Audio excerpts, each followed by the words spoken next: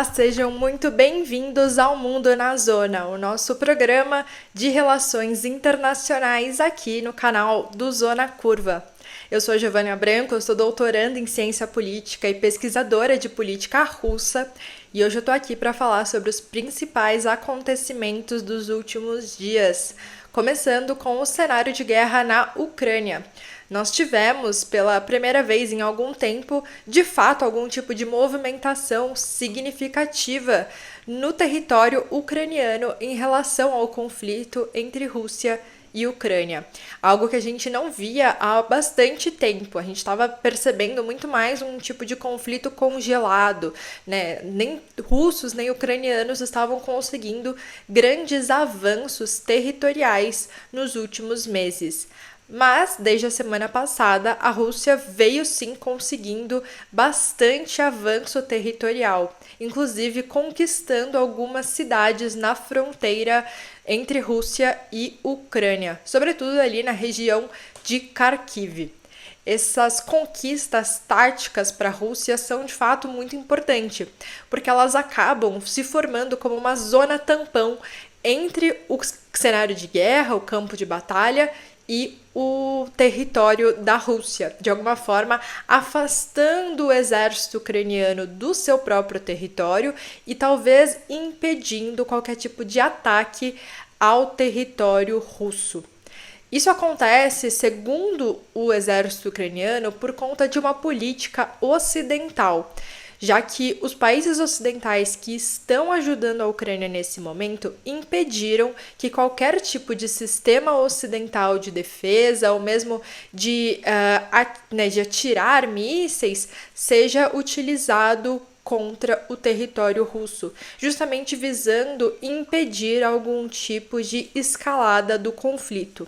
Então a Ucrânia até recebe armamentos, recebeu muita coisa nos últimos 2 anos, mas não pode utilizar nenhum desses armamentos ocidentais para atacar o exército russo, mas sim apenas para se defender contra os ataques da Rússia no seu território, no território da Ucrânia.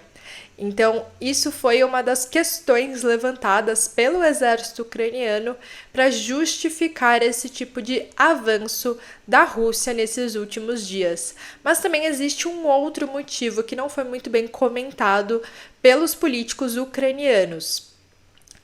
Desde que a Ucrânia teve algum tipo de atraso no recebimento da ajuda militar, principalmente na ajuda dos Estados Unidos, que demorou praticamente 6 meses para ser aprovado o novo pacote de ajuda, os ucranianos tiveram uma certa escassez de produtos militares, principalmente de munições, mas também de outros armamentos, veículos militares e mesmo aeronaves. E isso criou no cenário de guerra ucraniano, no tipo de organização de guerra, um certo vácuo em que a Ucrânia parou de receber essa ajuda externa e a Rússia percebeu nisso uma grande vantagem, um momento apropriado para realizar um ataque. E é isso que a gente está observando agora. A Rússia está se aproveitando deste vácuo estratégico no exército ucraniano para efetuar ataques no momento em que os ucranianos estão mais fragilizados, sem tanta capacidade de resposta aos ataques russos. Inclusive, nos primeiros dias desta ofensiva russa, nós vimos que vários dos mísseis russos foram abatidos pelo exército ucraniano. Mas com o passar do tempo, cada vez menos mísseis conseguiram ser abatidos, tornando justamente esses ataques da Rússia ao território ucraniano ainda mais agressivos e também mais eficientes, já que a Rússia consegue ter o maior poder de penetração no espaço aéreo ucraniano. Atualmente, os principais alvos do exército russo são os centros energéticos da Ucrânia. Várias cidades ucranianas, principalmente as cidades na fronteira com a Rússia, estão no escuro total, já que a Rússia conseguiu de fato atacar esses centros de distribuição de energia e deixar os ucranianos sem energia elétrica. Isso foi também uma resposta a alguns ataques ucranianos que aconteceram contra refinarias de petróleo no território russo, inclusive algumas refinarias da Gazprom, que é justamente a estatal russa que controla o comércio de petróleo no país. Isso mostrou, portanto, que a Rússia estava tendo um objetivo de enfraquecer os ucranianos de uma forma que é vital para a sua sobrevivência, né? Ou pelo menos que afeta bastante o dia a dia dessas pessoas. Isso tudo acontece em meio a um cenário de instabilidade no próprio governo ucraniano, que vem passando por bastante dificuldade nos últimos dias, ou mesmo até nos últimos meses, em que o presidente ucraniano Volodymyr Zelensky vem enfrentando dificuldades de se legitimar no poder, na medida em que o momento das eleições presidenciais se aproxima, de fato, elas deveriam acontecer neste ano de 2024, mas não há nenhum tipo de projeto crível para que essas eleições de fato possam acontecer na Ucrânia.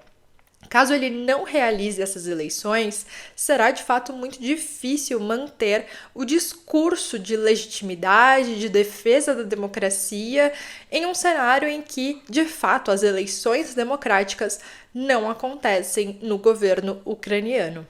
Também houve uma outra instabilidade em relação aos ucranianos, que foi justamente um possível complô contra o presidente Zelensky. Ele afirmou na semana passada que alguns dos seus generais estariam, a princípio, planejando assassiná-lo em um cenário em que o governo russo do presidente Putin deu início ao seu 5º mandato presidencial na última semana. Então não seria apenas uma coincidência. A princípio, esses coronéis do exército ucraniano teriam se aliado ao serviço de inteligência russo, a FSB, que é a herdeira da antiga KGB durante o período soviético, e estariam planejando matar o presidente ucraniano. A gente ainda não sabe a veracidade dessas informações, se de fato havia este complô dentro do governo ucraniano, mas a realidade é que algumas das pessoas do alto escalão militar foram de fato destituídas do seu cargo, mostrando que, sendo ou não verdade esta informação, o governo do Zelensky está de fato preocupado com estas questões de instabilidade interna, pensando justamente em possíveis opositores ao seu governo no futuro. Espero que vocês tenham gostado do vídeo de hoje. Se tiverem qualquer dúvida sobre esse assunto, comentem aqui embaixo. E se quiserem saber mais alguma coisa sobre o cenário internacional, também é só falar por aqui. Muito obrigada e até o próximo vídeo.